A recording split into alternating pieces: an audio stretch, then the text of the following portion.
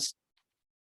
And Arlene is trying to solve a technical problem. She could see us, but she couldn't hear us.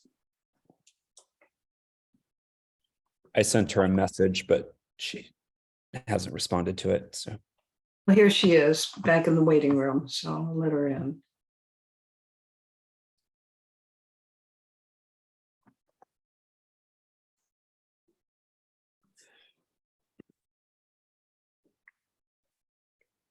Okay, I did a speaker check at the entry onto the Zoom. Somebody say something. Can you hear us now? Yes, okay. Yay. I didn't do anything to change anything. All I did was go out and check speaker function, but. Hello, Arlene. Earbuds. Nope, earbuds. Okay. Get rid of those. No, I can't hear you, Kat. I hardly said anything okay. yet. Oh, I saw your lips moving. I can't hear her. Okay, now, all right, you guys, now let's mess with her and I'll just move our Yeah. lips. Don't do that. You'll make me crazy. Or crazier than I already.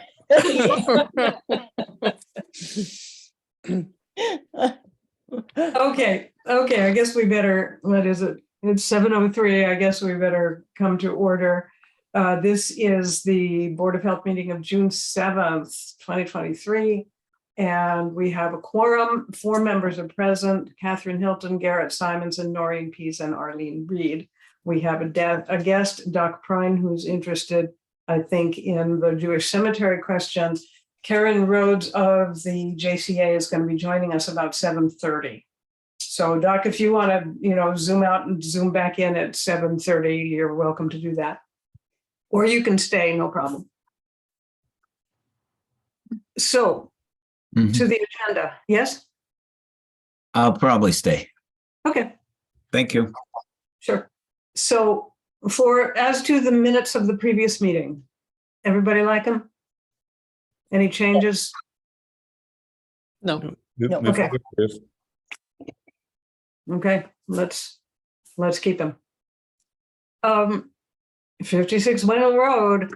I don't have a lot of information on this, but it does seem to be moving forward. The homeowner has asked the demolition company to provide a timetable.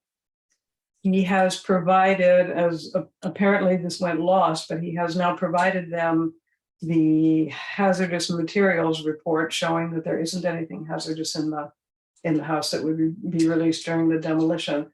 There is some pole replacement, utility pole replacement going on up there, and that may actually facilitate his getting the temporary power that he needs to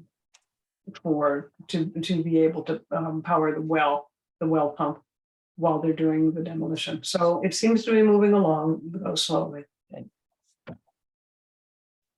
Is there anything else that I should have found out? Okay. Alrighty. So the MAFCO annual meeting is going to be June 21st, which would be our next meeting. And I suggested that we cancel the meeting so that we can go to the MAFCO annual meeting. And I'm of 2 minds about how to reschedule. We could perhaps schedule for June 28th and then another meeting for the middle of July. The first meeting will be right after the 4th, and there probably wouldn't be anything to do. And of course, we can always schedule an extra meeting on 48 hours notice if we have to. So shall we plan to meet on the 28th? Yes. And then what would it be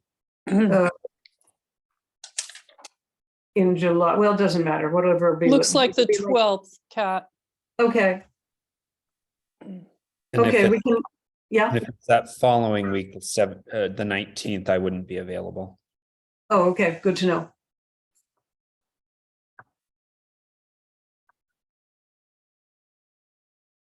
Okay.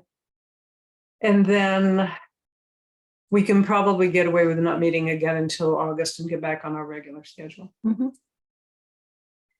Speaking of scheduling, Noreen mentioned that she thinks it's about time the Board of Health had a party. And I concur, right? That used to be a regular agenda item, if you remember. But it's always the question of how to schedule it. So what are everybody's, I mean, Wim's not here, and I know he's going to be away at the next meeting too, I think. But for later on in the summer, does anybody have travel plans that we should be taking into account? I'm away for a week in August. Other than that, I'm here. And I Arlene, am- you're going to Colorado. Yeah, I'm going on the 19th of June. I think I'm coming, I'll be back in town on the 2nd of July. And I'm gone for a week in August also. Okay, well, maybe in a month or 6 weeks, we can revisit this and see, Mhm. see what would work.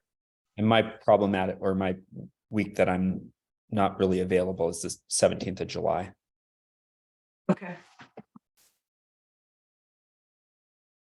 Mhm. okay. By the way, if we have a party, Garrett, your mom is totally invited. Right? You wouldn't have to Yeah. like Lisa at all. She would love that. Great. Yeah, I'm fun. sure we would all like to meet her. So on to updates. Noreen, what can you tell us about the Valley Health Collaborative? I can tell you lots of things, but I'm hoping maybe Arlene will help with one of them. Mhm. But I will start with, I think I reported on this last month, everyone. There's a group called Relevant. That's the new software company that we're going to be using so that all of the health agents working in all 6 towns are using similar software to report their inspections. And what I have just gotten is we need to sign software service agreement, Kat, and that would require your signature. I have a copy of that. I think if you check your email after the meeting, you'll find it in there. It's a pretty long document, but it just really authorizes them to give us the software, which is proprietary, and just assuming that we won't do anything other than using the software, as prescribed by right, them. yeah, Yeah. right. So, okay. Yeah, I got those emails, but I didn't quite see what Yep. I had to sign. And is it just me? We don't have to get like select board to sign it? Nope, it looked like it was just you, Kat. Okay. So, and I think you can just email it back to him. I'm hoping. I asked the president this afternoon if it could be an electronic signature, and he sent them again, and I haven't had a chance to open them up and look at them either, but Okay. I think it was the first attachment, Kat.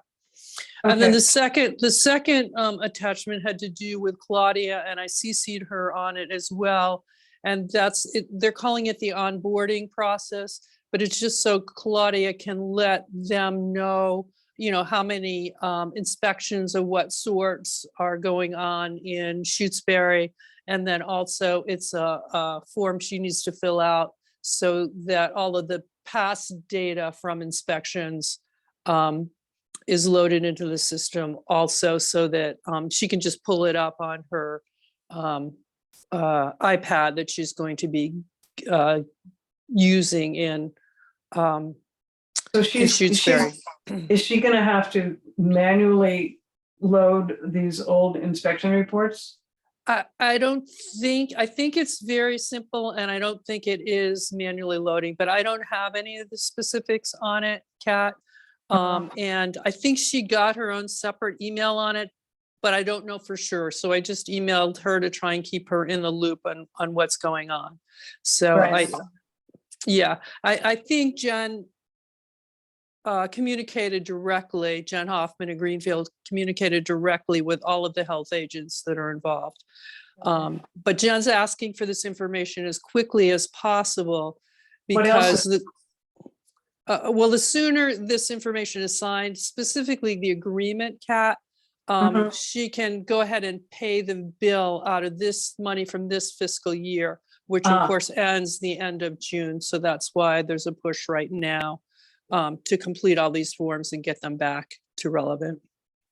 I'll do my bit, and if Claudia is not responsive, let me know and I'll call her. Okay, great. Yeah, I just really inquired if she had gotten them and knew what she had to do. So, so that is that. Anybody else have any other questions on that? I just had a question of whether or not Charlie's involved in that, or is it, or are we just limiting it to Claudia? Or is Charlie not? Charlie's pretty much out of the picture. Okay. Oh. All right. Okay. By his choice. I mean, everybody would be glad to have him around, but he's devoting himself to grandchildren, apparently. Mhm. Good for him. Yeah. For him. All right, then the second question is, Jen is scheduling a meeting with the mayor of Greenfield to talk to her about the opioid, pooling of the opioid funds. And we haven't talked about this for several meetings now. But her question is, and I'll just remind the board, I looked quickly myself, Greenfield would be the biggest recipient, at least this year, in opioid. This is not tobacco settlement. This is settlement from the misuse of opioids that is coming to Yeah. states. Greenfield would be the biggest recipient, and they're getting about $56,700 in the first fiscal year. I believe that monies are going to be received for up to 15 years, and the amounts will vary from year to year. They're probably going to go up, actually. But the total amount, if we pool all of our towns, just from what I looked at in some initial estimates of what might be coming into the 6 towns, is it looks like it would start the first year with about $87,600. So Jen's question to us was, do we still want to pool the money, because she's about to go, to the mayor to suggest to the mayor that the collaborative would like to work together on this initiative. And the second question is, how would we like to use the funding? And that's open for discussion among us. Yeah, I do have a suggestion for how we might think about approaching it, and others of you may have ideas as well. So do we want to continue to pool these monies? Totally. Our amount was only $4,500, so I think it only benefits us immensely to join this group. I agree. I would very much like to pool the amount. Now, we had to clear that with the select board. Did that happen? Right. I thought you told me it did, Kat. I know you were working on that, or you and Becky were working on that, I think, last time. I think it did, but I just don't really remember. I don't either. Could you check on I'll that? check. Would you mind Yeah. checking on that? Right. And I think, if I remember correctly from a FRCOG presentation, that it also involves, unless the legislature changed the process legislatively, a revolving fund, because the timing of the funds is unpredictable. Right. And so it's, so even though it may be 4,500, you could potentially see 1,000 come in at one time, and then 500. And so there, at least what FRCOG was saying in this presentation was that you would probably need to establish a revolving fund of some sort. So are you saying that each one of the towns would have to have its own revolving fund, and the funds would have to come into our town and then go back out to Greenfield? That was my understanding from the presentation at the time. Okay. But also at the time, they were saying that the legislature was potentially going to make some changes so that didn't have to happen. And I haven't heard anything further about it. Okay. Yeah, I haven't heard any updates either, but I don't know if a revolving fund has to be established by town meeting, in which case we missed one of our windows, but we're gonna need a special town meeting having to do with the mosquito control district anyway, so. And there are gonna be some other things, so I expect another town meeting will be coming along before really long, a special town meeting, a small one. That's the way they made it sound about this revolving fund, is that it would have to go through that process. Okay, so it sounds like everyone would be in favor. Do we need a formal vote? It seems to me we voted before. I think but, we've already done I that. think we did too. All right, then the second part is, does anyone have any ideas as to what makes sense? And particularly given that some of this money may come in drips and drabs for a while in terms of how we target or how we, the collaborative, target spending the money. And I have one suggestion that we have talked about sort of broadly in the collaborative, but I wanted to hear if anyone else had any ideas. I'd like to hear what the collaborative is talking about. Well, we basically talked about perhaps approaching UMass and the School of Public Health to see if apparently well, let me start by saying there are a number of agencies in Greenfield and in Franklin County that already work on drug abuse prevention kinds of services. So what we thought we might want to do is try and find where the gaps exist in Franklin County in services, so that we might approach UMass School of Public Health and see if there's a way that they can help us identify those gaps, so that we could then use the funds to target a potential group. You know, just for example, it might be teenagers, it might be individuals 20 to 30, it might be a socioeconomic group that's most at risk, but looking at data and finding out which groups are most at risk that are not now receiving services in the county. And then we would think about, as the money comes in, even in the beginning, it's, you know, $87,000, that's significant. Hiring a staff person who would then work on developing educational programs and referral services that would best meet the needs of this target group that had been identified as in need and not receiving the services. I like the idea, and I don't, off the top of my head, have a better one, but I wonder what's plan B if School of Public Health doesn't want to get involved, or they can't find any gaps, or they know there's gaps, but they don't know where they are. Good question, Kat. I need to bring it up again, but I believe Jen felt that there was enough data available through other surveys.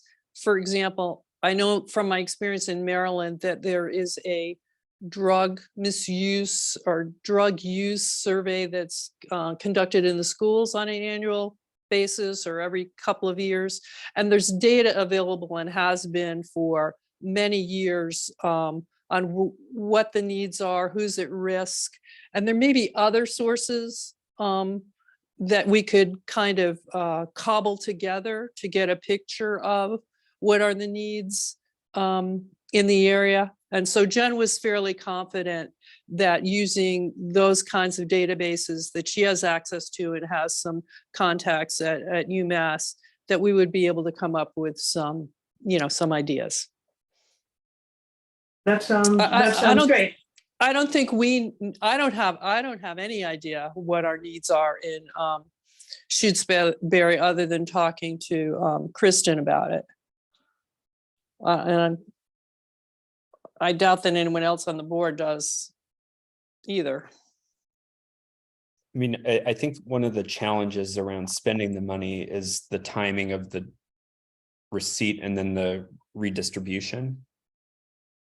You know, so if each of the towns are going to see the money come in dribs and drabs, and then, you know, have to then reallocate it to Greenfield, you know, it may be helpful to think through sort of a, I don't know, like a layered approach to how we might spend the funds. because they may not reach a critical mass to hire a position quickly. Yes, the collaborative has talked about that very issue and thinking that, we might just let the funds accumulate for a while. And I don't know how long that a while might be. It might be a year before we reach a critical mass of funds that we would want to target toward a specific project. And it seemed like, I think things are unfolding in terms of what the rules are and how we can spend the money and on what. And I don't think it's like a regular state fiscal year where you have to spend the funds by the end of that fiscal year or it reverts. I think the monies stay in that revolving fund and can build up so that you can have a plan. But I don't think anyone has all the answers on how this money is coming in and how soon it needs to be spent at the moment. But yes, that's definitely a concern. And I think we would all agree that we want to make sure we have let's call it a savings account available before we would hire anyone or commit to implementing any particular program. That makes sense. And then in the interim, if you can get the School of Public Health on the case, then something can be going on. Anyway. Yeah, I think even if we got a couple of students that help Jen look over the databases and the staff in Greenfield look over the databases that already exist and come up with some some gaps in services and maybe survey what is available, through Tapestry and other providers in the county. That would be a great start. Any other questions on that? Okay. Arlene, do you want to talk about what's going on with Sarah Fisk? Yeah, well, as the rest of you probably recall, Sarah Fisk is a public health nurse who's been hired by the Valley Health Collaborative, and her efforts will be spent mostly in Shutesbury and Leverett.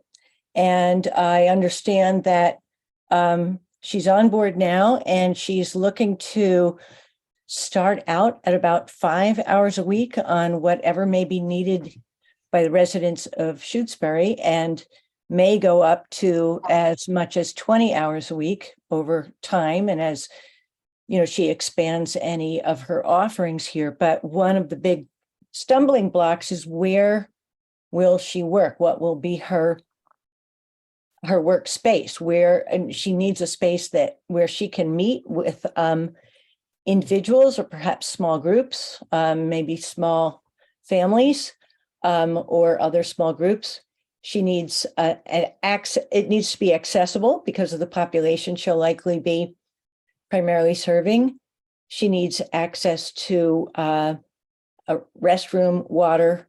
And so town hall seems like the most likely setting. However, it's very unclear where in town hall we might be able to offer her a space. Kat, you had originally been assuming the senior lounge would be available, but Becky has made some statements, not to me, but I understand she said it to one of you anyway, that she had doubts about that.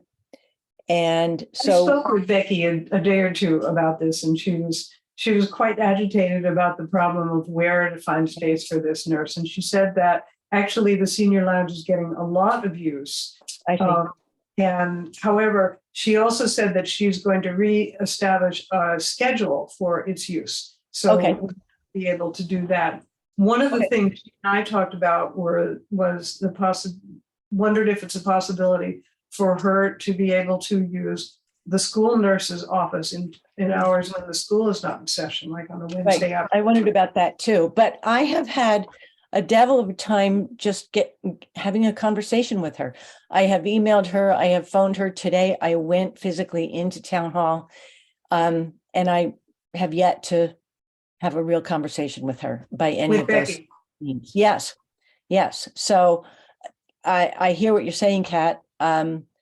When I went today, just because I I've left her voicemails, I've sent her emails, and I haven't had a reply. I know she's had a lot on her plate lately, but I haven't had a reply. So I stopped in today and there was a sign on her door that said she was in a meeting, do not disturb. So, and I was directed to by that sign to speak with the select board secretary across the hall. So I did that, spoke with her, and she said, Becky was talking about this the other day, and she says there are none of the upstairs rooms is available. The little room at the south end, the Yeah. far end of the first Right, floor, now the Gail accountant's Weiss office. is using that, yeah.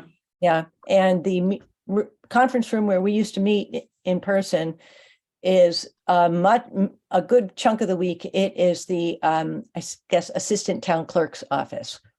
Who's the assistant town clerk? Or I may be misspeaking. It's somebody else, some other staffer who uses it part-time. Uh-huh. The I'm sorry. land use clerk uses it. a Oh, couple- that's what it is. It's land Okay. use. Sorry, Yeah, sorry, that's sorry. Tuesday Yeah, and got Thursday. it. And so it's just I haven't had any direct conversation with Becky, but it sounds, Kathy, or Kat, that you have had a more real conversation with her than I. Yeah, I was talking with her about it on Monday, but we didn't have any, we Conclusion. weren't able to come to any conclusion, and I think, I don't know, maybe we could get Siri to come over and meet us there and kind of look at what the available spaces are and what she really thinks she needs and so on. Well, that's what's kind of prompted this is that Megan Tudrin, who's the director of nursing in Greenfield, wanted to bring her up and, just kind of meet us and get to see the space. So they're certainly willing to do that. And then we have the further complication of the desk, which Garrett may be buzzing in on right now. No, I was going to buzz in on the senior lounge. I wonder if Becky was to hear that, at least starting out, we're talking about 5 hours a week. She's aware of that, and she's also aware that they're talking about getting up to 20 hours a week, which made her go slightly hysterical. Okay. But I would be Well, really I think surprised. the 20 is between the two towns. Oh, good. Okay. I think so. Yeah. Is the 5 also between two towns? I don't think so. I Okay. think we're each getting 5 right now. Okay. And I'll just throw out, since we're on the other town, that I did talk to my counterpart in Leverett, who says they do have space in Leverett and they'd be willing to let us use their space, but I'm afraid that might, sort of defeat our purpose if our folks Right. have to travel to Leverett to see the Right. public health nurse. But Could be, yeah. the offer is on the table.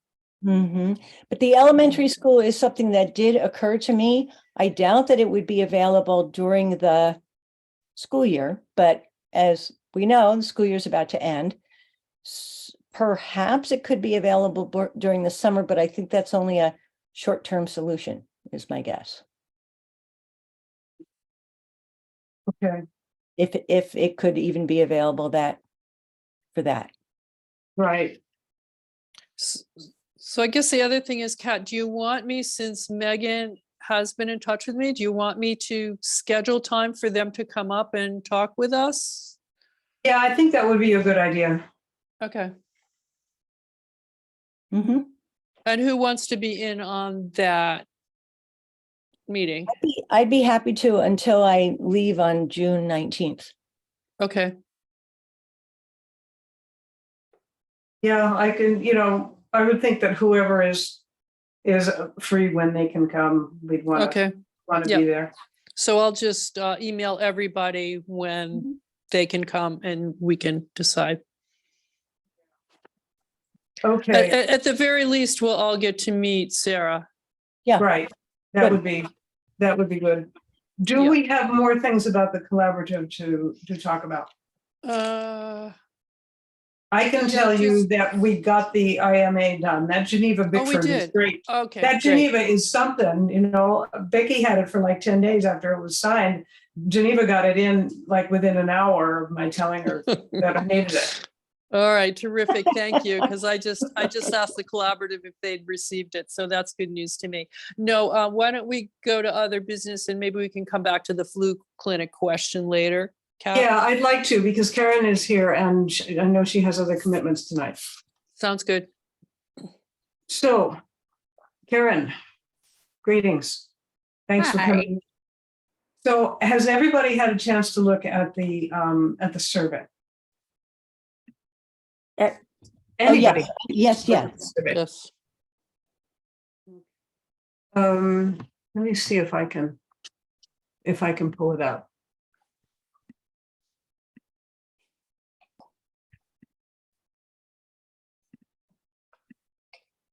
I should have thought of doing this in advance.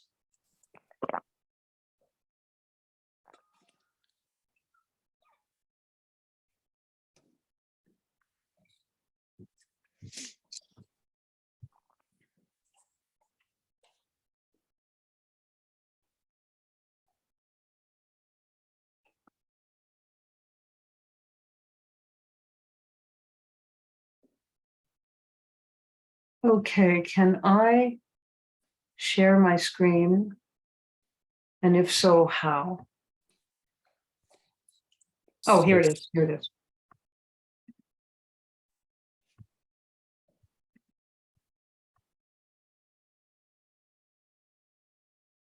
All right, here's the thing. It's kind of hard to look at. Well, this.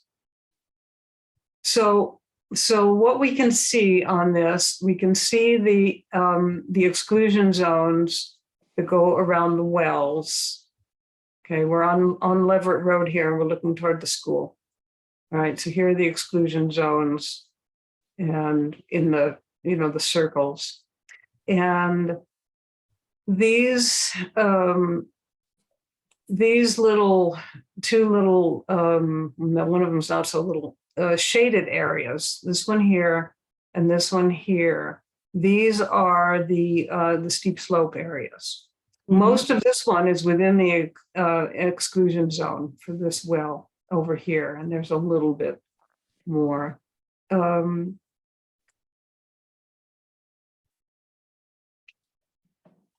So this is what we have. It's pretty simple. Karen tells me that they have provision for 90 green burial sites within this area, excluding the well exclusion zones. And I assume, Karen, that it also excludes the steep slope areas. Am I right? Yeah, it excludes the places that we can't bury people. So it excludes the traditional burial, like the original part of the cemetery. Right. That was not counted as part of the. And that's this area up here, correct? Yeah, yeah, and then it excludes the exclusion zones and the steep areas. Okay.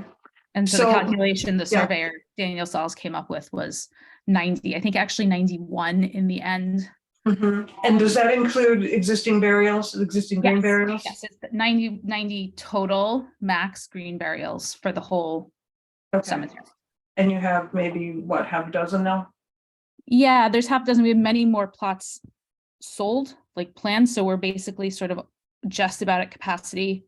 Like we're at like 85 reserved Wow. plots in the green for the green section. So that means we're sort of, that's it. And what the community is planning on doing is reverting back to traditional burial, but we're working with the excavator to figure out how to space the traditional graves a little further apart to not need the cement structural integrity piece, because really that was the reason why the community wanted to go to green burials, because of the carbon footprint of concrete, of cement.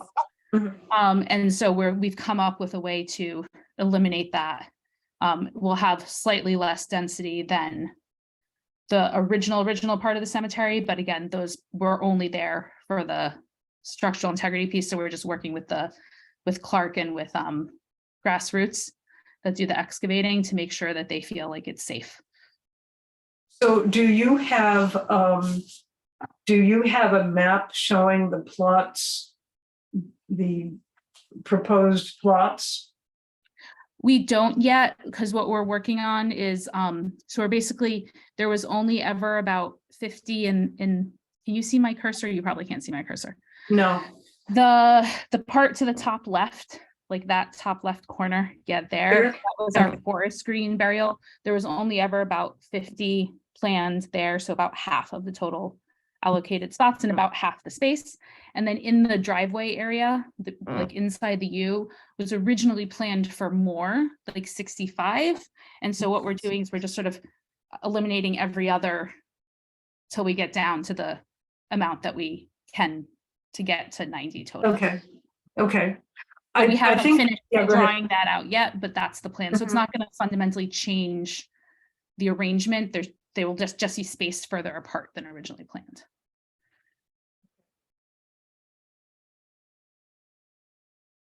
Any comments or questions from the Board of Health? I guess I am wondering whether or not the abutter to the west, who originally raised this concern, whether this has been shared with that abutter. That abutter is present tonight Oh, good. at our meeting. Mhm. So yes, at this point, but I haven't sent him the actual thing. I can do that after. Yeah. Okay. But it will be available for the abutters. It'll be obviously public records. And of course, when the final plot design is completed, we'd like a copy of that from JCA. Okay. So Karen sent me an email last week saying we're about to get the survey results and we wonder what the next steps are. And I'm wondering if there are next steps. I mean, we made our ruling and we said what we expected here. Are there more things we need to do here other than simply reviewing this plan and then reviewing the final plot plan that has yet to be drawn up? I mean, are we prepared to say, okay, you guys are good to go?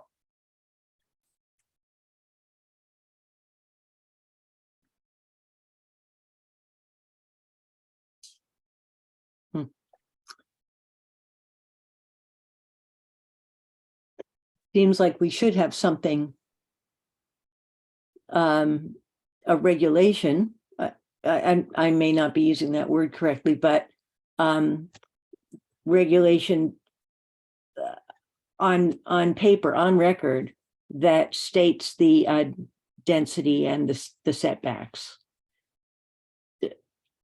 Well, we have our ruling, remember. Here, let me stop sharing for a minute. And And let I me think get, we are sort of hoping for something along the lines of an official like acknowledgement that we fulfilled the requirement to get the survey and have promised to not sell more plots than, you know, and I know we need to give you a plan, but in the meantime, we understand that we are limited to 90 green burial plots. And so therefore we can move ahead with, you know, we have a waiting list of people who, when I said we were at 85, that included the waiting list, but we haven't actually sold those plots then because we put everything on hold pending the outcome of this whole process. So like, can we move ahead with selling plots? And for the green burial, we actually don't assign specific plots. So it doesn't matter that the plot plan's not done yet because it's on a first I hate to say first come, first serve, but it's like as people pass away, they get buried like most inward and then outwards. And that has to do with the digging and there's a whole bunch of factors, but they don't get, unlike a traditional cemetery, they don't get a specific plot assigned. So we can just sell the rights to the plots up to the total that you have allowed. But we feel like we need something more official that says that that piece of the process is complete, at least. Yeah. okay, we can do that. We can do that. So let me get okay, so here's our ruling. Okay, thank you. Okay, so we established the separation from private drinking water wells. We established the density. We asked Right. for determination of the slope where there is steepness. And that's pretty much it, so that we can create a new document based on this ruling, saying that our requirements regarding the survey have been met, and that then now we can specify the number of burials, that there will be a total of, you better check, Karen, if it's 90 or 91, because it's going to matter. Either 90 or 91 green Yeah, burials total. I think he wrote 91 on when I wrote you the email, I didn't have it like in front of me. But if you look at on the report itself, it shows the calculations. Oh, okay. It's so small and hard to look at. I wasn't able to read everything. Okay, so we can do what you're asking. We can have a document in which we'll say that we accept. I'm assuming that we are accepting this survey, Board of Health. There's no objection to accepting it. We've accepted it and we have reviewed it, and that that the number of green burials has been set at 91, and that JCA engages to follow all of our requirements. Mhm. Does that sound good to everyone? Okay, now Chris's hand is raised. Would you unmute yourself, Chris? Sure. Is it appropriate time just to clarify a couple things? Is that okay? Go ahead. Okay. Yeah. I just wanted to verify. So we'll get a copy of the survey. Is it appropriate to ask who conducted the survey? Yeah, it was the same one who does all the surveys. Let me The name is on, I saw the name it's of Daniel. It's Daniel Sauls. on it. He's a surveyor in the area, Okay. licensed surveyor. Yep. Sure. And so that would mean that I was just trying to squint at the screen in case I had any questions. So there's the 100-foot radius, and then some areas are blocked out because the slope exceeds 3 to 1. Do I understand that correctly? I believe that is correct. Yes, and so there's a few areas. So, and the available areas are the area that was raised last year, right, with the walkway, with the trees were cut down. And then there's the area where trees are still standing. So there are plans to raise those trees as well. Karen, can you speak to that? So I think we will end up adding traditional burial in that area, not like the green burial is going to stay in the current forest area, and I the see. U of the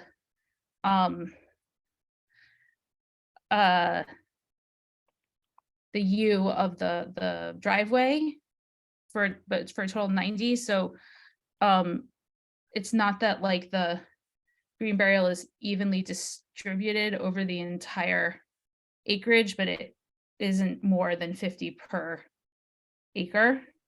Mm-hmm. Because those are the areas that were pre-designated for green burial, and everything's going to end up being more spread out than it is currently. I get More it. spread out, more space in between graves, and then we're going to develop the rest of the land for traditional burial. Right. So the current forested area where green burials are taking place now, that area and the circle in between the driveway, the U, that area will be green area. And those two areas add up to about 1.5 acres. I don't know. It's that the whole, everything minus the circles, minus the original cemetery is the calculation. Okay. Because So it just said that it didn't say anything.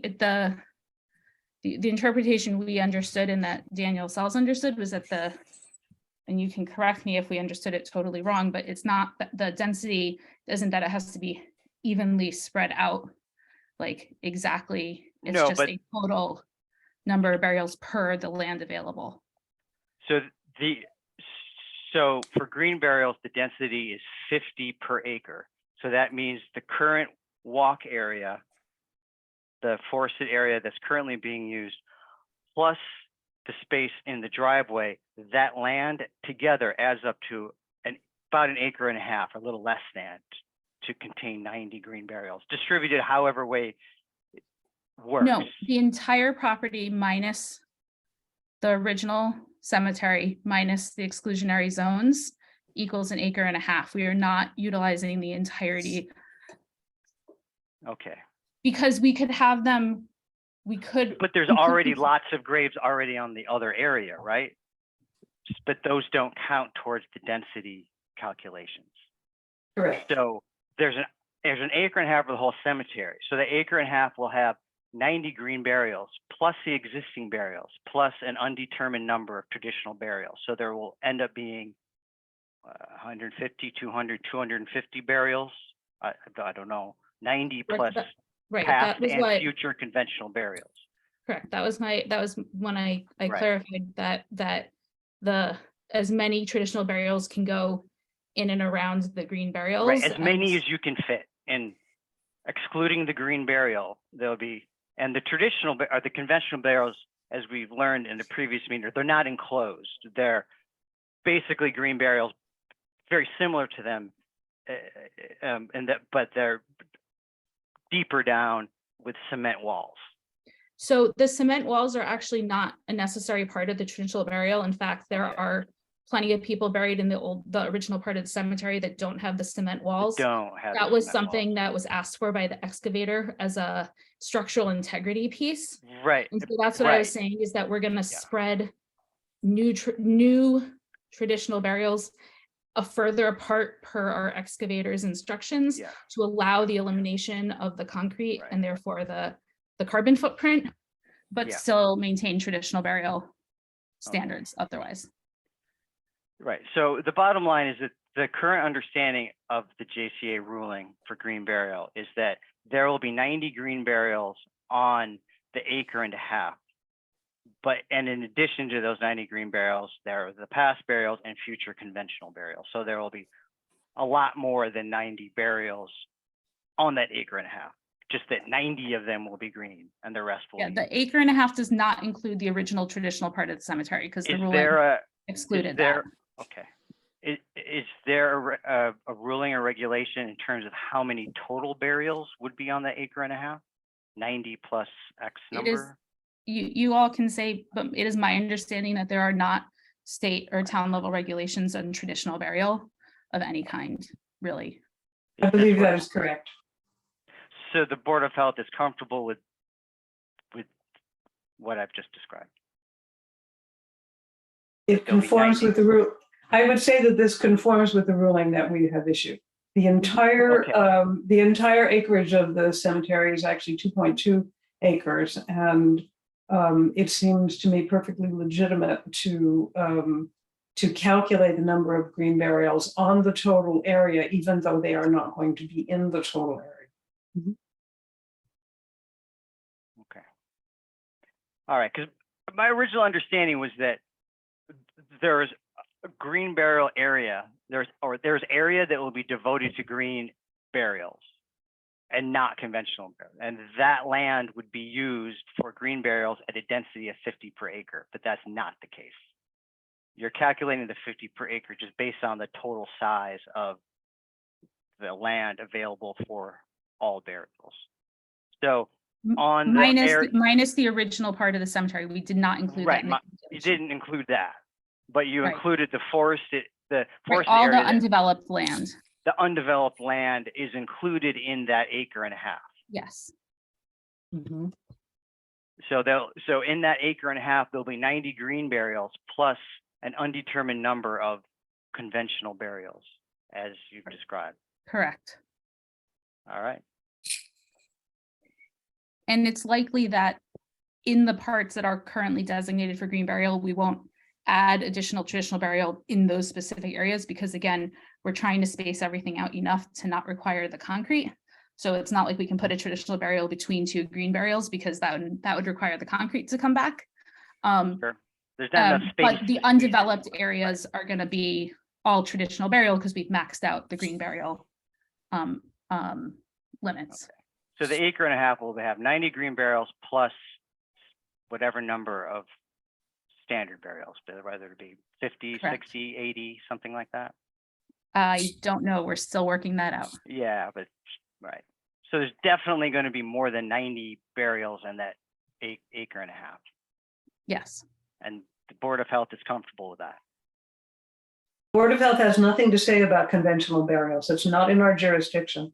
And to the best of my knowledge, it is not. Whose jurisdiction is it under? Well, I would talk to the cemetery commission possibly, but the cemeteries are governed by state rules.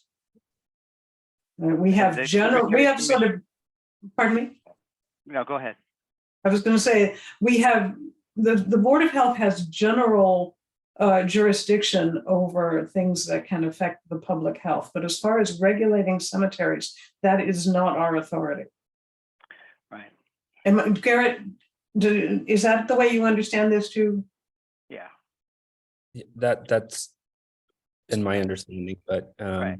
and you know, I guess the other question I have about the conventional burials is that in a conventional burial, you can have a situation where there's a burial on top of a burial, I think. Jewish tradition doesn't do that. But yes, in fact, when we switched to new cemetery management software this year, one of the things the salesman asked me was, how deep do you bury them? Because they price it based on the total number of bodies you expect to be buried eventually in your cemetery. And I said to him, what? What do you mean? And he said, apparently there are places, many places, where sometimes it's 3-4 deep. But that's not Jewish tradition. We just put one person per plot. Okay. Well, just as a heads up, I mean, current DEP guidelines on their website, and we had gone over it again and again, how the recommendation was for 300 feet. Currently on the website, it states for hybrid cemeteries, 750 feet. So JCA cemetery, 750 feet setbacks for hybrid, and that's what you're doing now. So an acre and a half, 90 plus conventional, whatever, 100 odd, 100 feet from a butter's wells. So the Board of Health is going to stand behind that. The Cemetery Commission is going to say, yeah, that's okay. And the JCA is going to say, yeah, that's okay, even though the DEP recommends otherwise. So We've made our ruling and yep, major ruling. Okay. By it. Okay, but at least the facts are clear on the ground. We have the ruling, and in the acre and a half, there'll be 90 green burials plus an undetermined number of conventional burials, right? I understand that correctly. Correct. Okay, got it. All right. Okay, thank you, Chris.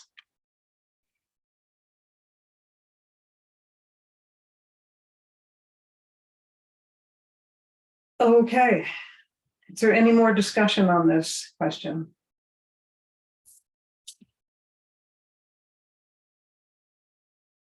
Okay, hearing none, let's move on to the rest of our agenda items. Thank you so much. I'm going to head out. Thank you, Karen. So back to the collaborative. We have this question of a flu clinic. Yes, again, Jen and Megan were planning for flu clinics, I think ordering vaccine and just making a general plan for flu clinics for the fall. I told them that we were meeting tonight, and I asked them if we could reserve the possibility of holding our own clinic in town if the board, after discussion tonight, decided that that made sense. And they said we could do it. So that's an option. They have reserved time for us, and the nurses from The collaborative would be available to administer the vaccine. We would have to set up the clinic ourselves, as we have in the past, using ourselves and our own volunteers to do it and determine the time and all of that. The other option I asked her is if we decide that we don't want to have a flu clinic, and I forget, Kat, I think it's been maybe 5 years now. I think ever since the state decided no longer fund the vaccine for us, we have Right. not held the clinic. It's been several years. I'm not sure how many, probably more than 5. We kept it going for Okay. maybe 2 years after Bill died, and he died in 14. So Okay. it might go back as far as 16 or 17 when we had the last one. Okay. Uh, So the other factor that I did ask them is if there were persons in town who are unable to get to another flu clinic in another town. And I know for certain that Greenfield's going to be holding several clinics. So is Deerfield. I don't know for certain, but I believe Montague will probably be holding clinics. So there'll be a number of clinics available to anyone in surrounding towns. But if there are some individuals who would not be able to, for whatever reason, get to one of those clinics, our public health nurse would be available to administer vaccine to them in their homes. Is that something, I mean, are home visits a possible part of the public health nurse service, by the way? I don't know about that. In general, Kat, I asked specifically about home visits for administering vaccine, and she said, Megan said that she had a source of vaccine available for that. And she was, again, going to estimate best, based on, all towns. So there would be vaccine available for the nurses to carry to persons who are unable to leave their homes. And I guess probably the public health nurse would have to assess that, determine that that person was unable to leave home, and then go and administer the vaccine at their home. So I thought that might influence our decision one way or the other. So I did ask that question. Any thoughts? Arlene and Garrett? I have heard nothing in all the years where we have not held our own flu clinic. I have heard no pushback about that. No, I have no sense of unmet need is what I'm getting at. But then again, that's just anecdotal. We haven't done any sort of a reliable survey over that time, but I don't have any other insight nothing that tells me, oh, there's unmet need going on in town. Right. Does that make you think that it's not worth the trouble? Kind of, yeah.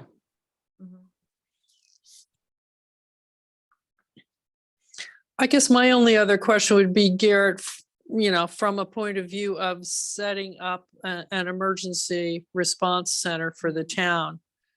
How Yeah. important do you Yeah. think it is that we, have practice in doing that on some sort of ongoing basis?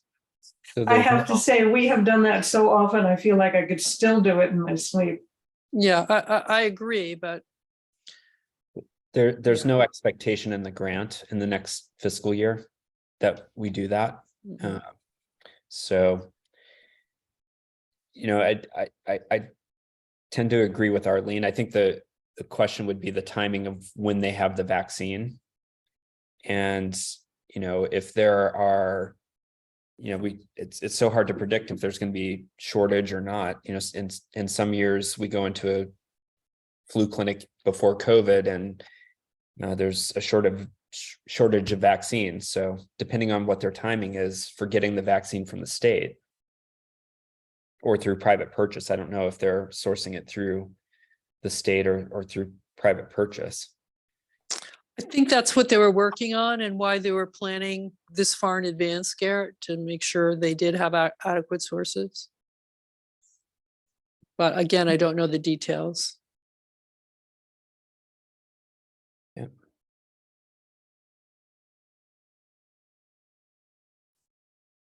the flu clinic, back when we used to have it, was almost more of a community social event than, a vaccination clinic. And of course, when we started it, which was, well, in the aughts, there sometimes were significant vaccine shortages, and you couldn't get vaccinated just like on every street corner as you can now. It's quite different. Right. There was a lot of unmet need at that time. Yeah, yeah. And things have changed a lot. They have. You can walk into most retail pharmacies and get a vaccine. Certainly, primary care offices are sources, and that was certainly the retail pharmacies were not out there as sites, vaccination sites back, on Right. the others, but things have changed. Yeah, I don't feel any great enthusiasm about doing it. It was a great thing to do while we were doing it, and we went on doing it a little bit longer than probably we should have. But I don't know that I'm prepared to start it up again. Maybe in a future year we'd feel differently about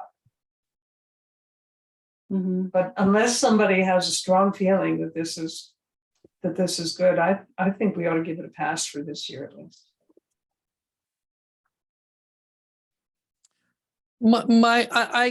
I totally agree with that. I just think perhaps, Kat, we should think about writing some sort of article when we know more about where the clinics are going to be, so that we just inform our residents, about the collaborative, and we'll be informing them about the collaborative and our public health nurse anyway, but that we make sure we let everybody know where they're going to be and when, and that sort of thing. Is there any kind of advantage or preference to having a clinic like this opposed to just going to a retail pharmacy and getting vaccinated? Is there anything better about a clinic the way we used to do them? The only thing that I can think of is that you can't just walk into CVS now, Right. and say, I want a flu shot. And you have to you do register. that, they're going to tell you got to go online and you've got to an appointment. And so that's the only sort of gray area that I can. And some people don't want to go online, Or they can't. or they don't know how. Yeah. Again, that might be something the public health nurse can help with, because I think even the public clinics now, you have to go online and make a reservation to go get Is that right? I believe so. I got mine in Greenfield last year, and I think I had to at least choose a day and a time to go. Oh no, that might have been COVID. That might have been my last COVID shot. So, I don't know. I can find out about that. It's also in part that the state spent a lot of money on a registration system. So, Exactly. And they wanna Exactly use it. right. Yeah. That's right. Yeah. Another thing that bothered me about this is this came up like on a Thursday or something, and Jen said, I'm planning these today and I need your response like tomorrow. Right. And what's up with that? And that just, it's not going to work as Right. regular procedure for this collaborative. We have to have reasonable time for discussion and response, and not constantly being told, I need this like by the end of the day today. Right.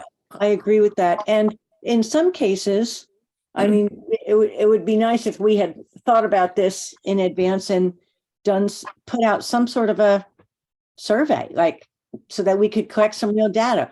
Who would find it really, really helpful and make a big difference in their lives to have a local flu clinic, as opposed to getting a dose elsewhere? But we don't have real data. And so it's a lot of conjecture that's going into this. Right. And it takes time to pull that together. And I agree with Kat that to be asked questions and told that we need an answer by Monday is, for an all volunteer board that meets once every other week. It's not realistic. It doesn't work. And no doubt that's true about Leverett, at least, as well. I would will, guess it's I'll true of take the that other towns. message back to the collaborative, and I think, I think many of us, several of us are from small towns, and we do remind members of the collaborative that we don't have professional staff, on board, but they need to be reminded on a regular basis because, Greenfield and some of these other towns do have a health director and, a nurse who work for them Right. certain number of hours per week. So, and I think they Mhm. forget that we're in a totally different situation. Right. Okay, well, yeah, if you can make that point, I think that'll be good because if we're always going to be asked to make snap decisions, Right. it's not going to be a very successful collaborative. Yeah, I think, again, we make those points on a regular basis, but Mhm. I think the other thing is I did get back to Jen and Megan right away and told them we were having a meeting and asked them if they could reserve a clinic for us while we made a decision, and they were Mhm. flexible enough to come That's back and great. say, yes, of course. So, That's great.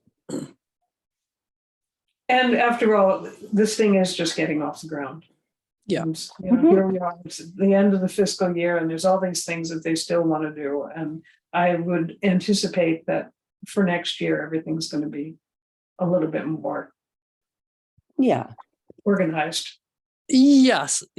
And I think they're learning all kinds of things every day. And I think what Jen does is she sends out lots of emails, and if anything, she keeps people overly informed, and it seems to be, via Right. email. So, yeah, I mean, as one who's on the receiving end of a lot of these emails, yes. Right. Hmm. But yes, I think in general, people are working well together. I still feel really good about it, and I'd rather have over communication rather than not Mhm. knowing Hmm. what's going on. So, Absolutely. Now, if we could just get it to be timely communication, it would be perfect. yes, I Sure will. does. I'll let her know. Jen listens, and she, she'll Yes, do her best to accommodate, I'm sure. I'm sure she will. And thanks, Noreen, for being the communicator with her and with Megan. You're welcome. Yes, thank you. So, So can I yeah. just ask one more question about MAFCO? So it looks like maybe you, me, and Garrett might be the only three going to the annual meeting. Garrett, are you available to go? I'll let you know in the next day or so if I can. Okay, great. Right. Arlene and Wim are both going to be out of town, so Right. most. Okay, can we move on to the mosquito control district? That's our last Mhm. thing here. So the big news on that is I've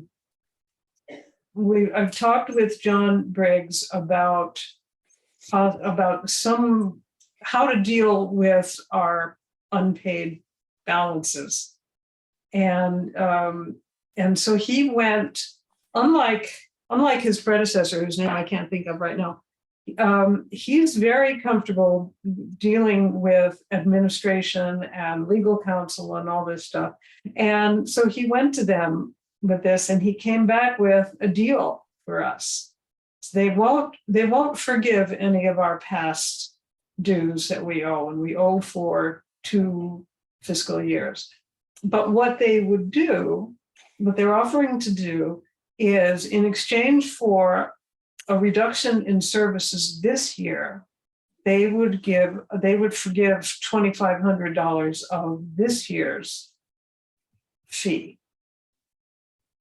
And our services would be reduced somewhat I've been out in the field with John twice now, and I assure you that we don't have any concerns about his not doing enough work. He said he can arrange some reduction of service, probably not 50%, but it's at his discretion, in a way that would be consistent with public health and that would leave him enough time for us to deal with any situation that arose later on in the season. That we had a mosquito of concern or something like that. And so I think, and Becky thinks, because I've talked with her about this, that we should take this deal. And Becky and I are going to meet with the finance committee before the end of the fiscal year. We owe for fiscal year 23 and 22.